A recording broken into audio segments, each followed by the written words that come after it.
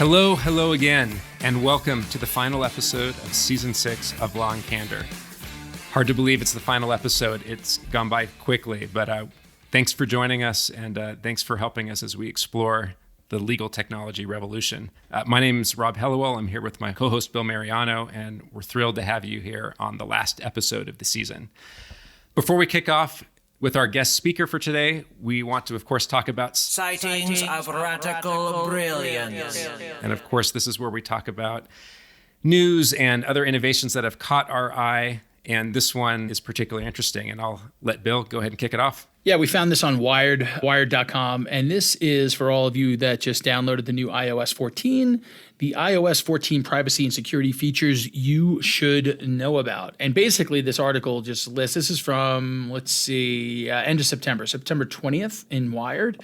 It runs down a list of these features that you can check off. For instance, the first one is know when apps use your camera and mic. Now, technically, you're supposed to ask for your permission, but we all know that we click on things that we've not read on iPhones, and this will show you which ones are requesting. By going to your control center, you can see which apps are requesting access to your mic and your camera, and it just goes through a list of this stuff. Yeah, and not just that, but there's actually a green light that shows up on the top right of your screen whenever they're accessing it. So, you can sort of pop there and actually see when the camera or the mic is being shown when you're using that app, that's actually kind of cool. Yeah, I mean, it's interesting to see all of these things are, you're used. Access is granted to these various apps, but at least you're in charge of whether or not you can, they have access, right? At least iPhones give you that ability, rather than some nefarious spying, like when my Alexa knows I'm going out for groceries and gives me the list on the way out the door, even though I haven't mentioned it, which is kind of scary. So I think that, it's an interesting article because by shutting off just a couple of switches, you're able to maintain your privacy just a little bit more. Yeah, and I thought another one that was interesting was being able to have a little more control over sharing not just your photos, but also your location. So, for example, you can, instead of having your precise location given now, you can have a more general location, which I know for Bill is good when people are looking for him. Yeah, I mean, sometimes I just get lost. Sometimes it's law enforcement, but people are always tracking me. Yeah, it's an interesting article. I like this stuff. Anytime I find out something new, when I'm bored and taking the train, or back when I used to take public transportation on a plane or things like that, and you're sitting there playing with your iPhone trying to figure out all the different features inside of it and geeking out. This article is interesting. It's it's a short one. It's maybe 5 to 10 things that you could do to keep your privacy private. So check it out. It's on wired.com, and it was put out in September. It's an interesting article. I think anybody who's got an iPhone should know this stuff. So check it out. Interesting stuff. Let's get to our guest speaker. Great. And really excited to have this guest speaker today. We're going to have a fascinating conversation around AI, analytics, and the benefits of transparency.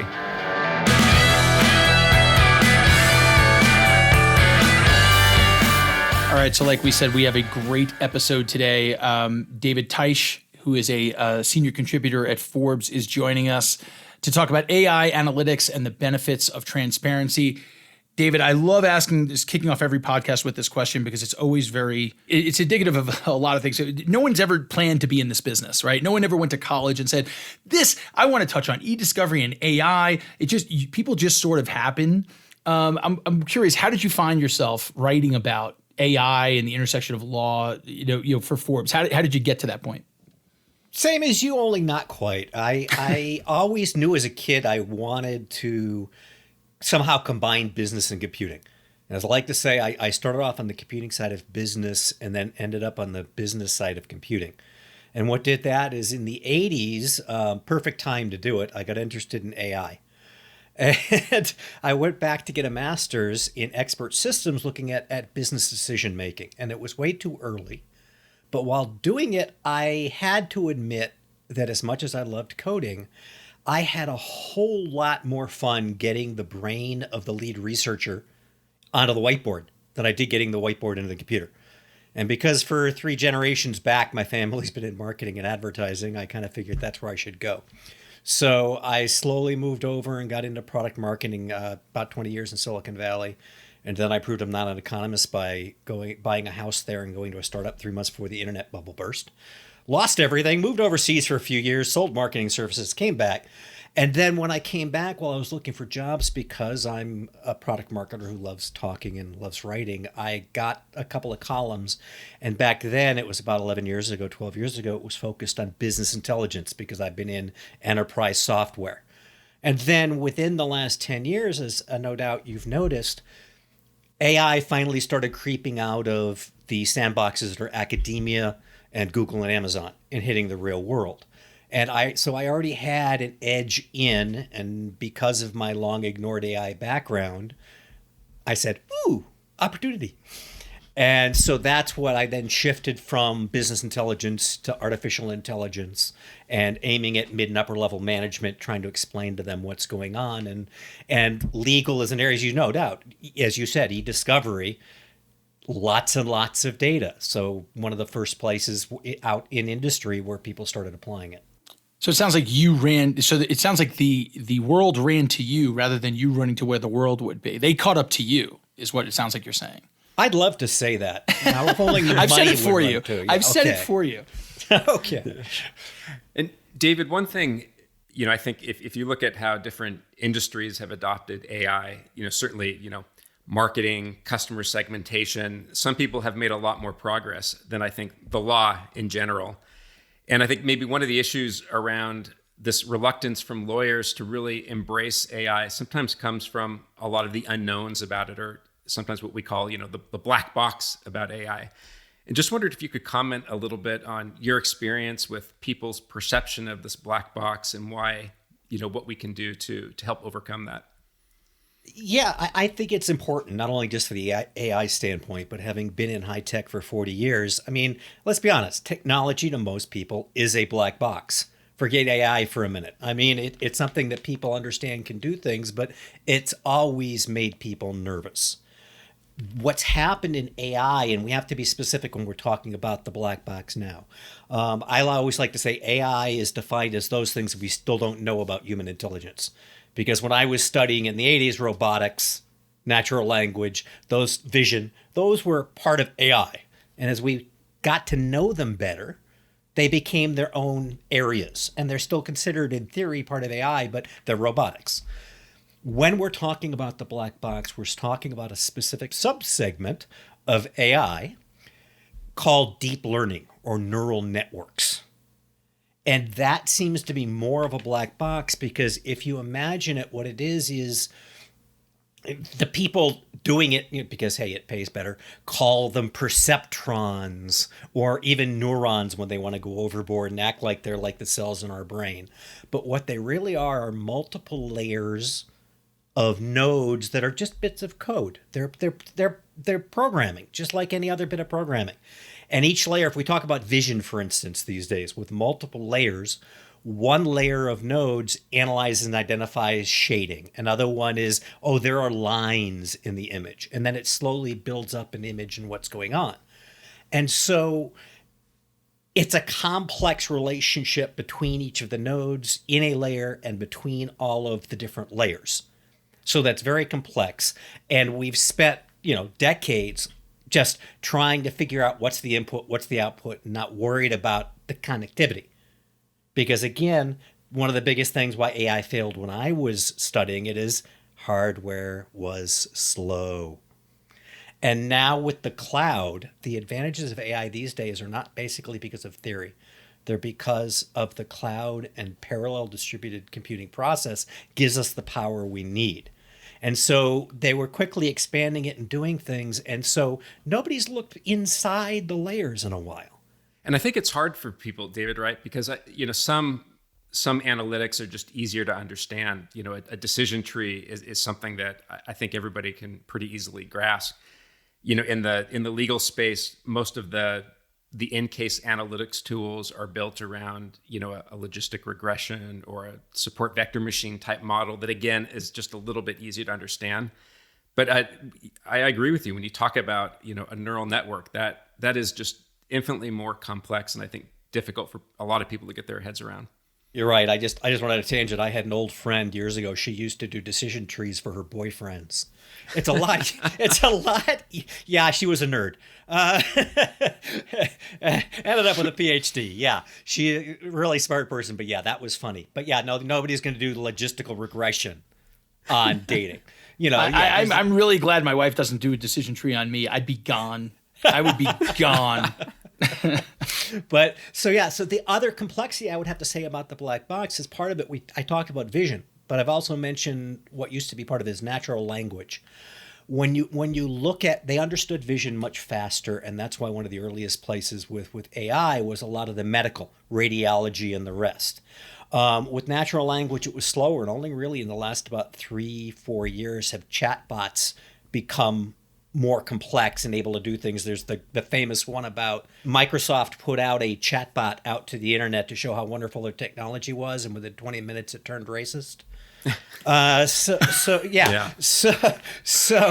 there were issues, and we've worked through them and did these things. But language is still complex. And what's e-discovery? That it's one of the harder language is one of the harder problems, especially when you're. I just had a quick interview with somebody about a possible article for my column, who are doing translation. That adds another layer of difficulty. Yep. And trying to understand all these pieces and how to do it. It's no surprise that e-discovery, it lends itself to AI because of all the data. But Sure. B, it's scary because how accurate is the language understanding and going through. Quick side, I hate it when people talk about unstructured data. They typically talk about chats and documents as unstructured data. If it was unstructured, we wouldn't be having this conversation now. Maybe less structured would be better. Yeah. Yes, it's not a relational database. Yeah, exactly. Is what they mean. It's interesting that you mentioned that with natural language, and especially in e-discovery, because we find it all the time. The same words that I write to you could mean nothing in terms of its importance, but unless you were a lawyer and I was asking for your opinion on it using those same words, now it's privileged. So it's the same natural language. It's the same words. And it's not even the nuance in the way you're communicating it. It's just because your role as an attorney makes that privileged. And so so now what you're doing is you're feeding into the algorithms. You're feeding in not only what's being said with text, but also the metadata, the roles of the individual, if that person's writing from a law firm's domain, if that person's, if we know that person's the general counsel of the company, it takes on a different context. And so, yes, you could feed all of these different things in, but e-discovery is just the typical e-discovery software that's out there in the market right now is just catching up to that. It's mostly just working on language. And so if I say to you, hey, what is your opinion on this? But you're just another executive, that is what it is. It's either responsive or not, but it's certainly not privileged. But if I ask you that and you're my general counsel, that takes on a different level of significance from an e-discovery perspective. Now, and from that standpoint, again, e-discovery, like anything else, one of the things I've been through so many different quote revolutions that are really evolutions. I believe in evolution in high tech, and AI is a tool. Or it's a set of tools, or a lot of them. And so when you're looking at e-discovery, that's just the thing. I mean, the deep learning isn't going to do everything. It's going to understand the language, but it's not going to solve those issues. It's going to be part of a full solution where whether you want to get really old in AI, an expert system, or whether you use procedural code and wrap around it, right? The deep learning can identify the language, can give you the things, and then it's producing not a report to you, but it's producing down the chain to the next piece of software, to the next bit of analytics, to the next thing that says the deep learning doesn't do everything. It's what you're building around it that then adds those rules that you're talking about. Because again, once you say rules, you're talking expert systems or you're talking procedural code. It's when you can't really define the rules where deep learning can help identify some of those things for you. And so it's only part of the solution. David, I was going to ask you, what do you think about some of these applications that are being used within the legal community for AI? Like, one we discussed briefly was, if you're looking at things, like sentencing guidelines is one that's been talked about a lot, and we probably don't have to talk about it here, but you can think of other applications, jury selection, trying to determine, a judge's decision based on similar cases that have been before, him or her. Any thoughts on, what trends that you're seeing there that look interesting? I think we're still early. Yeah, we talk about the one you just mentioned is Compass is now a case study that everybody's using, the parole guideline, but it's history. There are new things coming in. I have talked to a few people in the legal area, and that's the one I find intriguing outside of the community is the one you just mentioned. I've seen companies that are looking at the legal community and saying, here's the body of case law, and here's how things similar to what you do ended up on one side or the other of the decision. So here's this general thing. And when I said, well, why don't you do that based on the specific judge, there's fear. And you're in the industry, so you're more honest because, it's the old Schrodinger's cat, right? The judge has tended to do this in the past, but you come into the room and they know you've used a piece of software that tells them about you. What does that observation do to their decisions? So I mean, we get past law into the pure psychology, and if you want to quantum physics with Schrodinger on that one, because again, I'm outside of the industry, and I said, so why don't you do that both on judges? And you just heard the conversation kind of.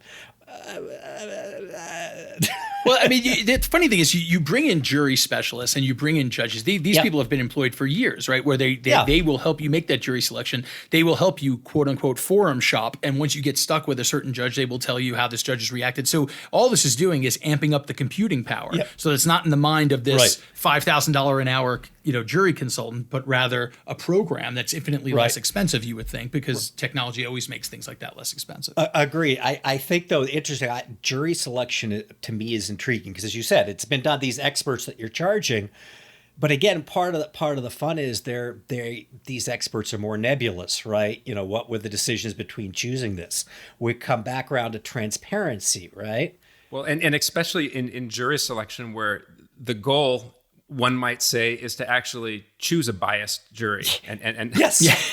Exactly. Yeah. There's going to have to be regulations because one, you're going to have the transparency to understand. Because again, when you talk about government, when you talk about bias in a government setting, is this somebody a member of a named group, right? Because you can be bigoted against left-handed people because they're not a protected, person, but you can't be bigoted against somebody based on gender, right?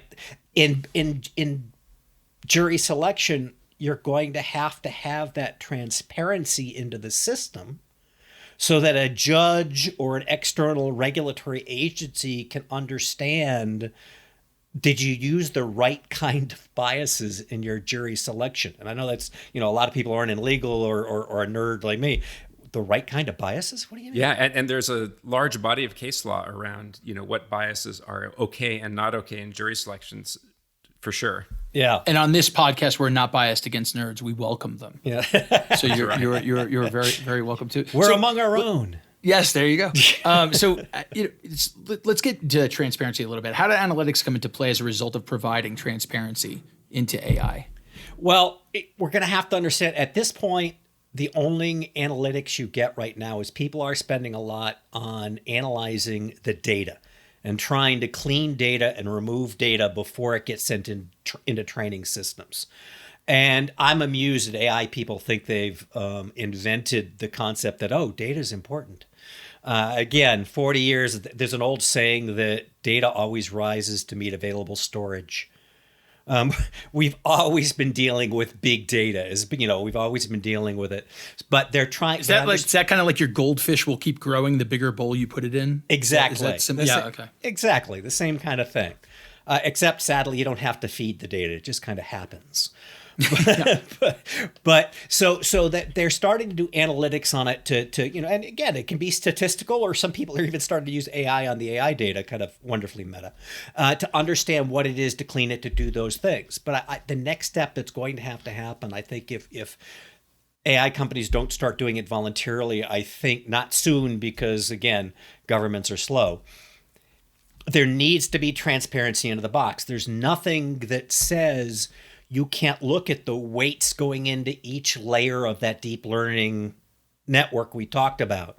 What are the weights going in? What's the data? Analyzing what's going on. Now, understanding that the pushback from these companies is going to be about something called latency.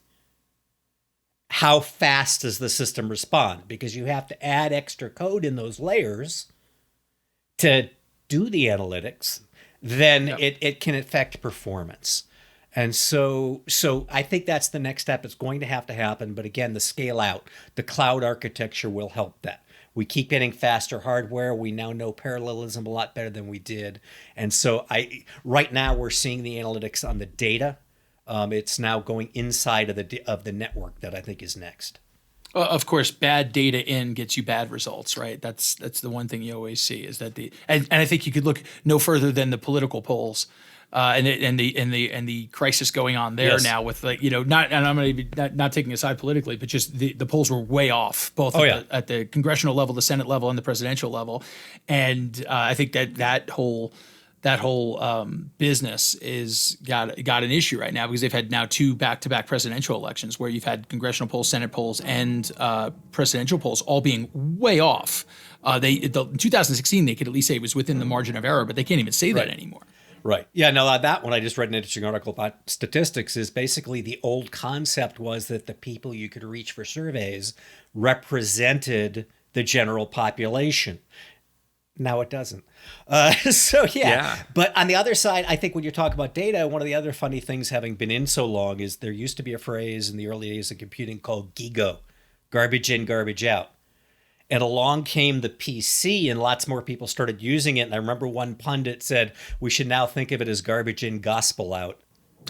and that is the risk we have to have is, and again, with AI and the black box, it's much easier for people to say, ooh, this special thing that it's so complex I don't understand it says this. We must trust it. I think what you just said about these surveys is, we need more transparency. Yeah, this has been great, David. I got to say, and super interesting. We love geeking out to this stuff. If I could summarize just a few points, I mean, we really touched on transparency a lot, and the perception of AI as black box, I think, makes people nervous. I think you can. I think it's a matter of what is a neural network. What are these different analytics or AI that people don't understand? And there's my dog barking, by the way. This is 2020. We do these podcasts at home, but even like these deep learning, they're really nothing more than multiple layers of code and programming. And so their transparency can be provided. It's just a matter of whether or not the companies will make them will provide them. Right. There needs to be incentives, internally or externally. And the pushback is going to be with regard to latency, right? How much building in the availability of transparency actually slows everything down. So it's really interesting. And again, we welcome the nerd. We welcome the geek out sessions. We're really into them here on Law and Candor, and really want to thank you for joining us today. Well, thank you for having me. It was fun. Thanks so much. That is a wrap on season 6. Season 6! Unbelievable. And it was a cliffhanger. Will Rob live? Will Bill live? What's going to happen? The only way to know is to subscribe to Law and Candor. Smash that subscribe button on all platforms where you get your podcasts to make sure that we come back to find out what happens in season 7. It will be interesting. You thought Breaking Bad had good cliffhangers, Sopranos, The Wire, nothing. They got nothing. This is a cliffhanger of all cliffhangers. What will happen in season 7? Subscribe to find out. Thanks, everybody. Appreciate the support.